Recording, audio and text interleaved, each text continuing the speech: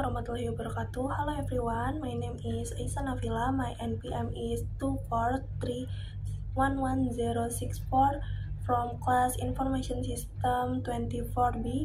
Here I will explain about managing in a global business environment.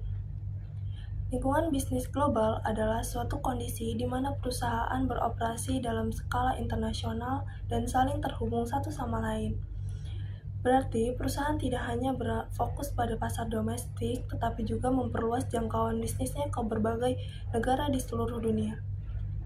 Lingkungan bisnis global memiliki beberapa karakteristik utama yang membedakannya dari lingkungan bisnis domestik. Yang pertama, interkoneksi, yaitu perusahaan-perusahaan di seluruh dunia saling terhubung melalui rantai pasok global, perdagangan, dan investasi.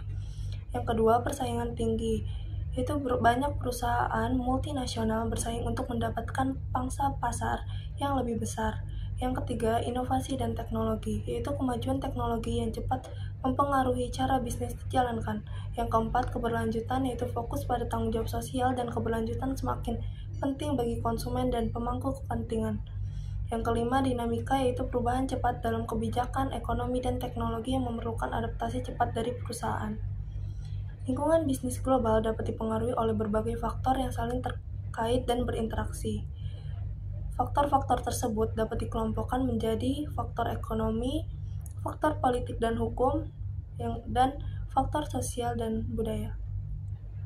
Budaya organisasi memainkan peran penting dalam kesuksesan bisnis global. Yang pertama, meningkatkan komunikasi. Itu budaya yang kuat memperjelas nilai dan harapan, memudahkan komunikasi antar tim internasional.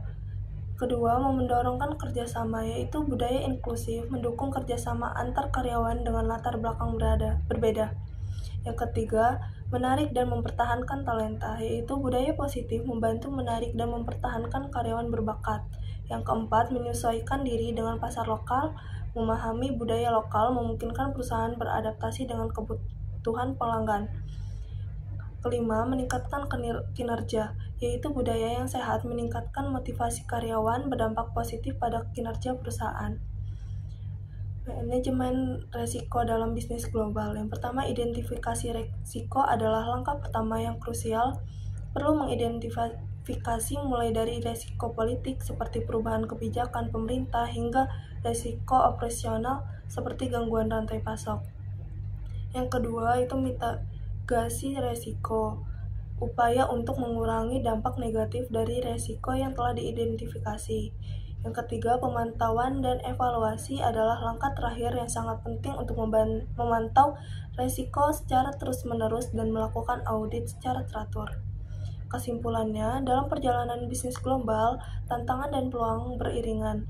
Untuk mencapai kesuksesan, penting untuk memahami lingkungan bisnis global yang kompleks dan dinamis.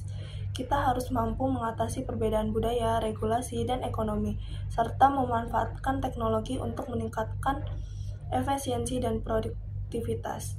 That's all for the presentation. Thank you. Wassalamualaikum warahmatullahi wabarakatuh.